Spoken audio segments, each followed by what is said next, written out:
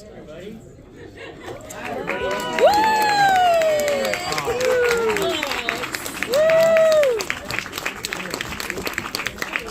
know where he is.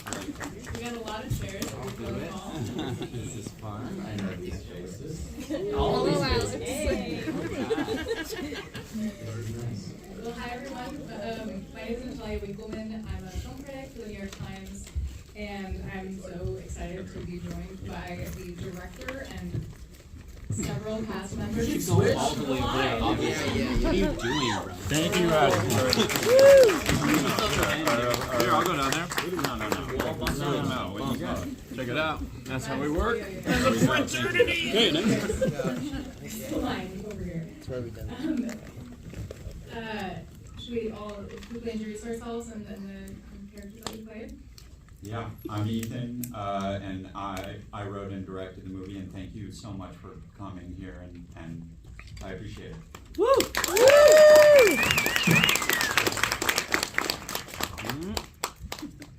Are we all introducing ourselves? Okay. I'm Alex Wolff. I'm in the movie, and I love everybody on the stage. Pullman. Austin Abrams. My name is Graham Martin. I wandered onto the set and they gave me some lines. I played Connor. I'm Noah Mitchell. Played Mitch Miller. I'm Nick Lucille. I played Frank. So I thought we could start off by talking about your prior engagement with frats and Greek life before making this film. I know that some of you were in frats, some of you visited frats, and Ethan, this was a project that was, personal to you. Yeah. I'll grab this for a second, then hand it back. Thanks, bud. Yeah, I was in a society in college, which is also not the greatest thing in my opinion, but I lived next door to a fraternity in college that played I'm Blue for the pledges during all week for the entire week, so I would walk by and hear it bumping, and then a lot of my friends who I knew before, or just I know a lot of people who were in fraternities, and it's familiar, to me, it just felt like an important story to tell. And Nick, you were in a frat as well, and came on in a different capacity than acting, right?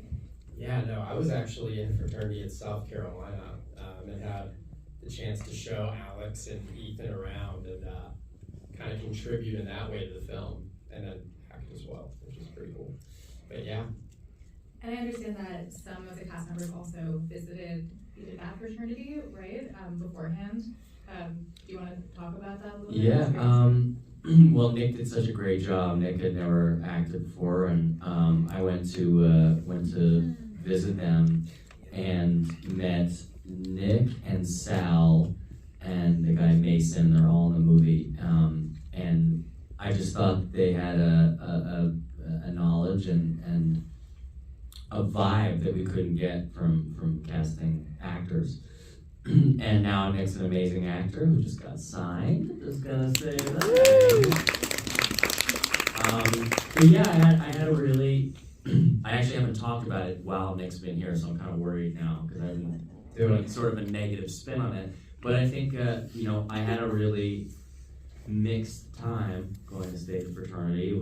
They were super welcoming and super kind, but I was also sort of surprised at some of the rough nature of the hazing rituals they described to me, and I gathered that it was a lot of little boys who were trying to be tough adults, and I thought that the whole idea of tradition and preserving the tradition was sort of an antiquated one, and being there I felt like they were protecting something that wasn't protecting them.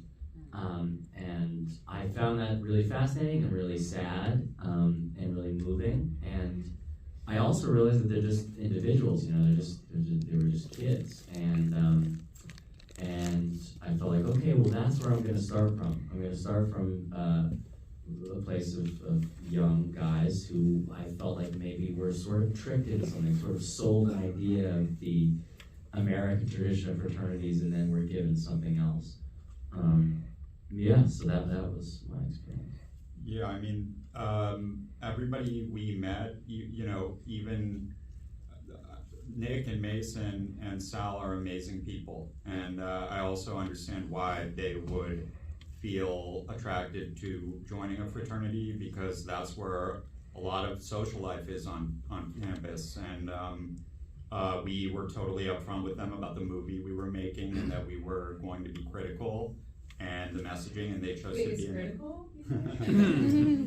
And they chose to be in it anyways. So that was, I don't know, let us know that we were on the right path. And then Austin went to their formal. What was your experience? What was your experience, Austin? My experience. Well, I mean, I'm very grateful that Nick and Mason, all those guys, showed me around. I don't know. It's a lot of what Alex was saying, of kind of the feeling of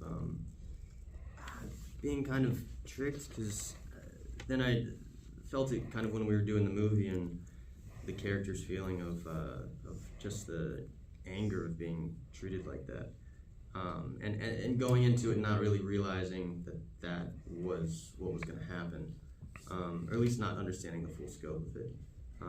But going there was really, really helpful, kind of to meet all the people and, you know, feel the humanity of everybody, you know. Yeah, one of the things that sticks out to me is not only the roughhousing, but the like vigorous homoeroticism. There's constant kind of touching and, you know, talking about sucking each other off and like, you know, spanking. And I'd love to hear from Bo about this, because you know, that becomes a big conversation.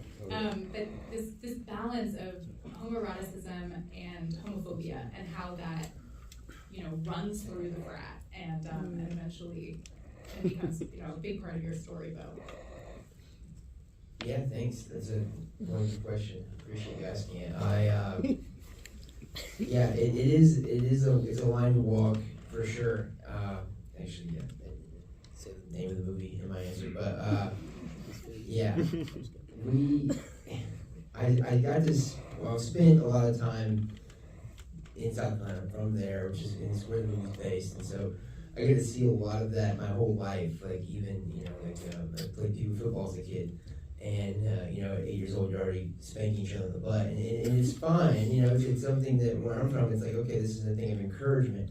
But it's also instilled at a young age that there is this balance of like, in a certain place at a certain time, when you have pads on, you can spank your buddy in the butt. But if you do it any other time, now it's something to be maybe weary of, which is not true, but obviously that's kind of the situation you're raised in, right? And kind of experiencing just what was happening in fraternities adjacently. I was never in one, but I had a very dear friend of mine who is sort of a victim of the culture of fraternities that we displayed here in the movie. He sadly passed away a few months after we wrapped the movie, but he'll always be a beloved son and friend. But he had a pretty crazy fraternity experience, one much like what you saw in this movie, and a lot of the stuff that I did with my character were things that kind of came from his stories, and so it's all from a very, very real place, and ultimately I think it's a ploy of using that, in the homophobia realm, using it as a tool to gain some sort of leverage when everybody's kind of you know, like a bucket of crabs in the beginning anyway, right? So you don't really have anything that's really differing you from the person sitting next to you, especially in the scene where we're picking the pledges. That one's very, you know, inflated. There's a crazy argument that I have with Todd, and we kind of display that there, that like you know, it is very blind to the people in the fraternity of the kind of hypocrites that they become, right? Because they're afraid of it, but they're also quick to use it in a derogatory manner. So yeah, and it's just a blindness that I think is there because of kind of like what Alex was saying, insecurities, and that's really the whole reason they end up in the fraternity. You know, they're seeking something that they maybe have never had before. You know, they maybe don't know what it is. Maybe they do. You know, I think it's family. I think it's safety. I think it's comfort. A lot of the college kids are washing their clothes for the first time. You know, so they have a lot to figure out for themselves. And if they think that they can show up to a place every week and have something that makes them feel like, you know, their mom's cooking a meal for them, then they're going to do whatever they can to chase that. It's sad that it ends up where it ends up. You know, I think there's also a lot of, with Bo and I talked about how there's shame surrounding Mitch's sexuality and how he might take it out on others. Yeah, we worked with that a lot. I think you actually told me you didn't make a choice for me. You wanted me to make a choice, and I also never really talked about it, but I left it quite ambiguous in my mind, leaning towards more Mitch of actually being gay, but being so extremely closeted that he has this kind of weird turmoil that he can't put a finger on, and that's where a lot of that comes from as well. Yeah, and we talked a lot about Nicholson's character in Last Detail, the Hal Ashby movie, because I feel like a similar thing's kind of going on there. Yeah. Yeah, and even, you know, aside from sexuality, there's this like struggle that you see all the boys go through where they just don't have an outlet to express their emotions. Yes. And so you see, you know, both Alex's character and Bo's character cry on different occasions. And they're both in these kind of, it's like these kind of wild moments where all the brothers are like, what do we do? You know, with Bo's character, they just kind of let him go. And Alex, your character, can only really cry when he's with his would-be girlfriend. And so it's this difficulty to express emotion with other men. And I'm curious if this was something that you guys talked about, you know, like what you want to communicate when in regard to masculinity and the ways that boys, because like you said, these are kids, you know, boys show emotion and bottle them up. Yeah, I mean, we talked a lot about that and about the idea that, like, people don't say what they mean in these sorts of environments because they're so intent to, like, fit in, and about there being kind of like a disconnect sometimes between somebody's expression and whatever they're saying. And then I think, you know, they give really soulful performances and felt things in the moment, and you know, you have an idea of what the script's going to look like, and then you have to account for people bringing what they bring to the table, which they all did. So, yeah, you said it, but also, you know, it's like,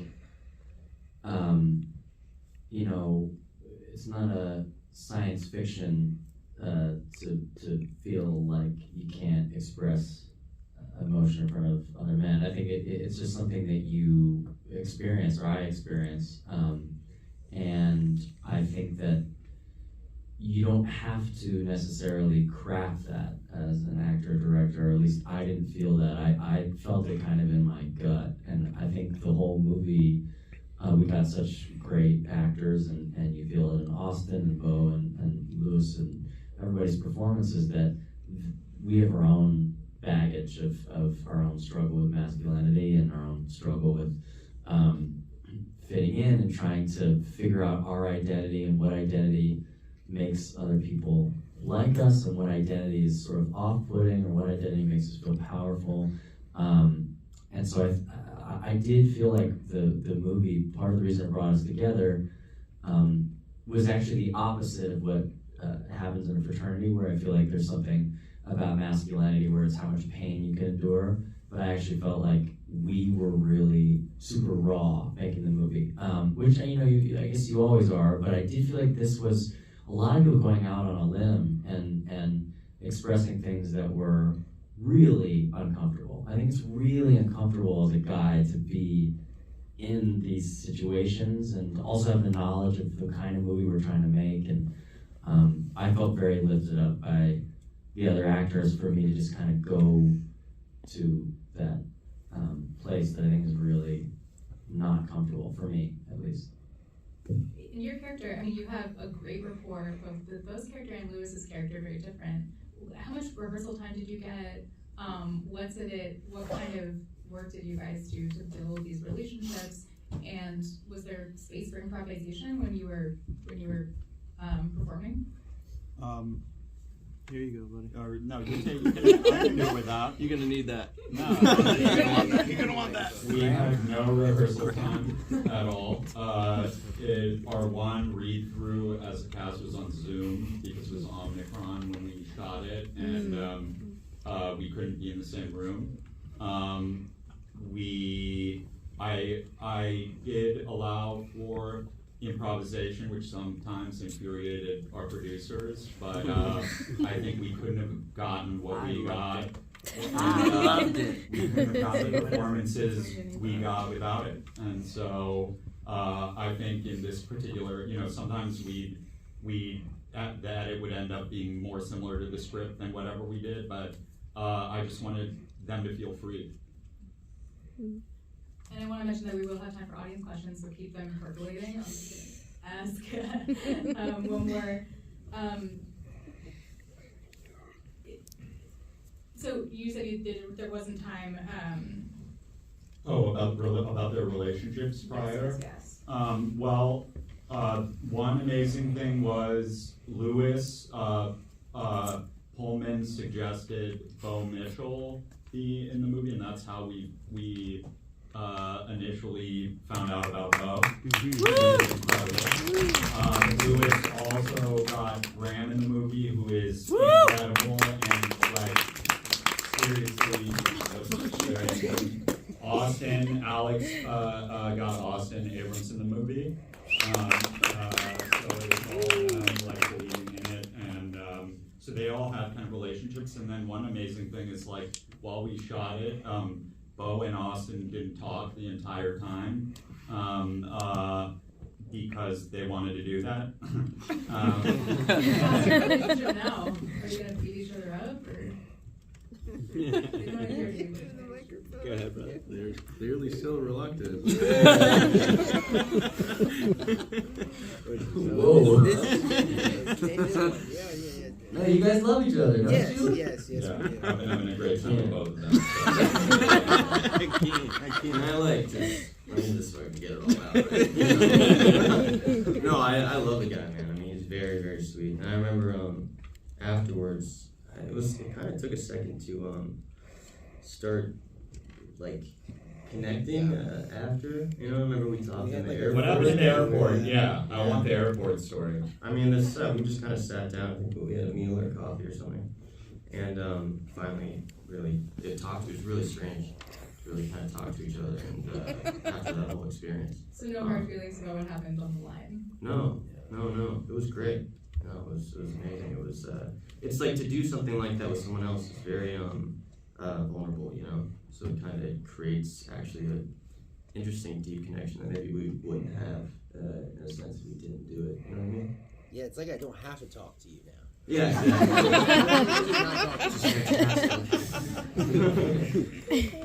Do we have any questions? We got right in front. Hi. It's nice to meet all of you. I've seen y'all in various projects before. Austin Euphoria, of course. Alex, first of all, before I even say anything, congrats on the tour with Nat for Billie Eilish. Sorry, I don't know if I should have brought that up, but yeah.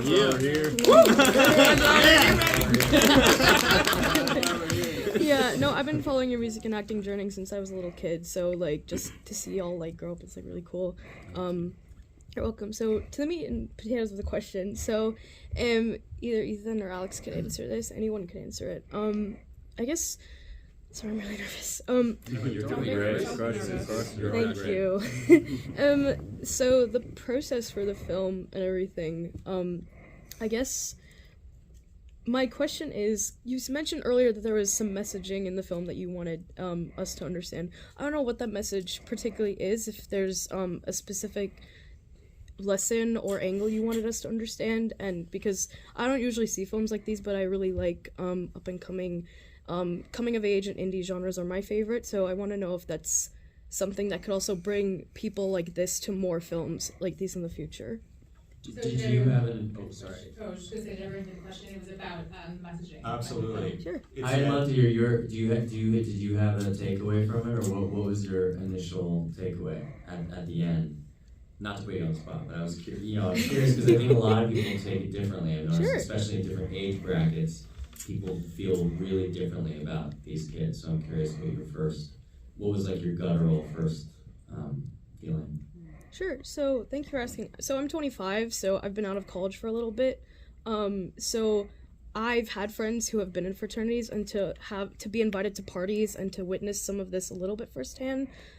These were things I always thought were, oh, these are exaggerated. This isn't really real. So, but I never also wanted to disrespect the thought of it actually being real. And have heard horror stories of people passing away and hazing. So, I always wanted to know if this was an exaggerated thing or if this is something that other people should be more weary of, and yeah, just that was my thought process for all of that. Thank you, by the way, for your question and your thoughtful response.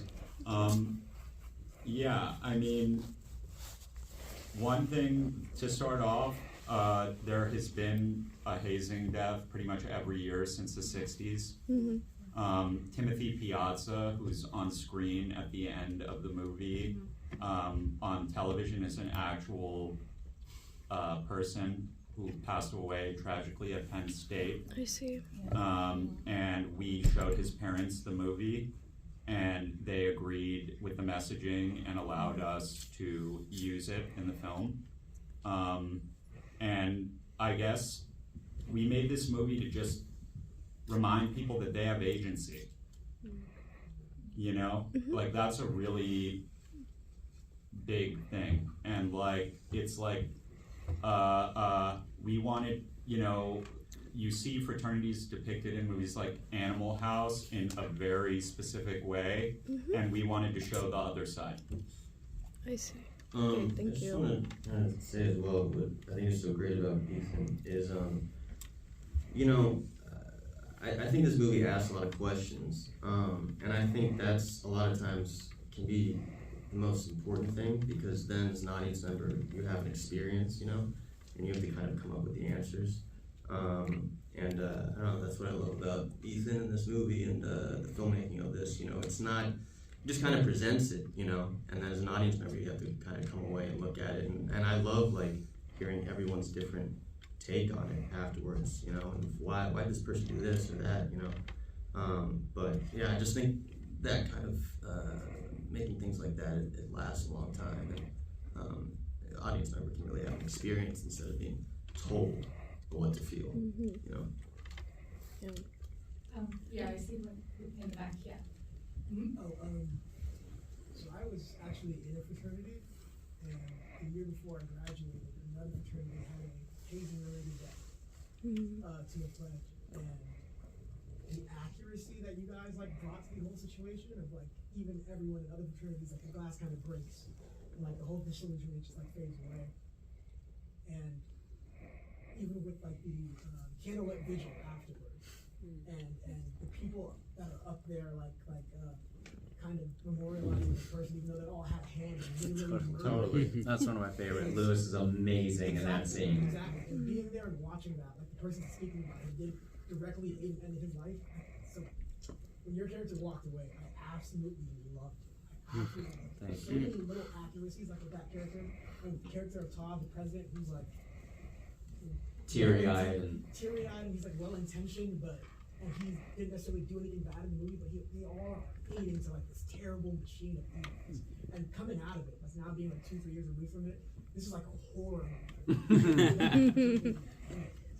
Wow. Thank you for sharing. And thank you for sharing. Thank you. And that, so the vigil and the subsequent scene are meant to do exactly what you said, which is Todd says in the vigil that it was an accident, and that nobody's responsible and that we should focus on how he lived, not how he died, and then immediately is blaming all the sophomores. Yeah. And you know, Todd and Lewis can talk about this. Like, Todd is based on like Marco Rubio, Josh Hawley. Like he's about protecting the house at all costs with no like real like, you know, like he wants his job at a bank, and he doesn't want the house to fall apart on his watch, but there's not a lot of care, I feel. But Lewis should add stuff. Fucking hell. Yeah, I mean, I think, no, that means a lot that you felt those things. That's not everything Ethan was going for, you know. I think that, yeah, what Alex said earlier about that, you know, the protecting something that's not protecting you is really a good thesis for the whole thing, and it's kind of a heartbreaking thing, you know, to watch these kids really, like, defying all odds to protect something that has really no interest in them besides feeding this beast of a thing. And I think, you know, something Ethan and I worked a lot on in designing Todd is this kind of politician of a guy, which is, in a lot of ways, what to me it was a lot about is this is sort of the breeding grounds for a lot of the politicians that we see today. This is how they're all bred and born and fed in these, this is like the factory here.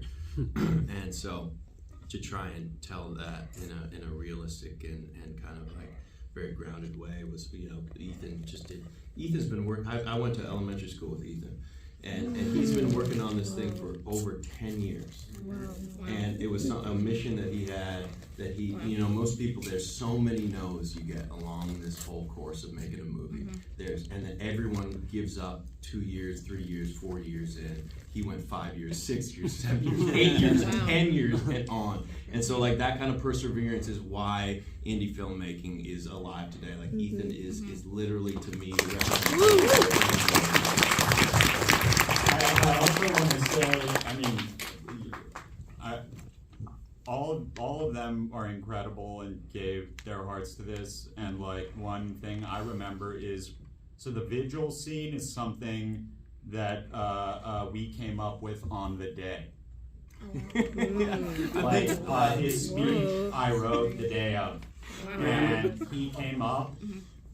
Was really freaked out initially because I was like, hey, I'm gonna have you speak. And initially they were gonna be singing a song. And he was like, what am I gonna say? And we wrote it out, and he delivered the speech with such emotion, even though it's coming from a strange kind of place. And just like they're all like successful, and they were down to go there and like try things like that, and I appreciate that. Dude, that's the beauty of like if you have a singular voice, right, as a director, that's the beauty of it, right? So Ethan, you have that flexibility to kind of work with things when the wind is blowing in the right direction and you go in that direction. So Graham and I had wrapped that day, and we were like, we're done, we have to go to the vigil and stand there in the back. So we were like, we don't have to work for another 4 hours. We went and got a beer out in Oklahoma City, a couple beers maybe, and then we show up and eat, and somebody like an AD comes up and they're like, you gotta come meet Ethan really quick. And I go to Ethan and say, okay, dude, so I have a speech for you, dude. And he like shows me the whole thing. He's like, so can you deliver that? And I was like, I can't memorize this. He's reading from the page. He didn't have to memorize. I was like, dude, it's a whole monologue. He's like, okay. So, but then we talked about it. I was like, wait, Ethan, why do you want this? And he told me all the reasoning. I was like, okay, well, we can do this off the page, and we can have these kind of like, I think it's more effective. It is a little like crocodile tears. It's not fully emotional, right? It's all performative. It's all pageantry. It's all political pageantry. And so he was like, as long as you have that in, we can do it on. And it was just that's why indie filmmaking is like, you wouldn't have been able to do that if it was all by the books on a grid. Like, you got to do what you have to do on that day. What's written, everyone has to do their shit. That when we planned it, like that's just that. This is what the beauty of what this movie was, right? Yeah, but also like when you work with great actors like this, it's like you're able to do that, and like, you know, he like delivered the speech with such emotion, and yeah. I I think we're unfortunately out of time, but that was a great place to end it on. And I'm down to answer anybody's questions after, seriously. And I mean, can we keep going? you want to do one more? Okay, yeah. We got a lot more. Yeah. Hi, I wanted to say first off, like, congrats on the film. And thanks for bringing, I went to Penn State, so it actually hit like really close to home to me. Even though the tragedy happened like after I graduated, it still like hit very close to home. So I wanted to say like thank you for bringing light to such like a serious thing. So my question is kind of like, I know you guys said you like visited a fraternity and everything like that, but I kind of want to know like your process of like getting into character and how like hard was it for you to like stay in character to deal with like such a serious subject matter? Well, I mean, I'll say that one of the most upsetting things to watch is that I think certain things were kind of light to shoot. Certain things were kind of fun. We were just hanging out, and then you put it in the context of the movie, and there's something, and it's really grim, and it's really ugly. And I kind of thought it's sort of how it happens. You know, I think a lot of these kids aren't always, you know, plotting some terrible thing to happen. It's really right on the edge of sometimes just harmless fun. And then it tips over.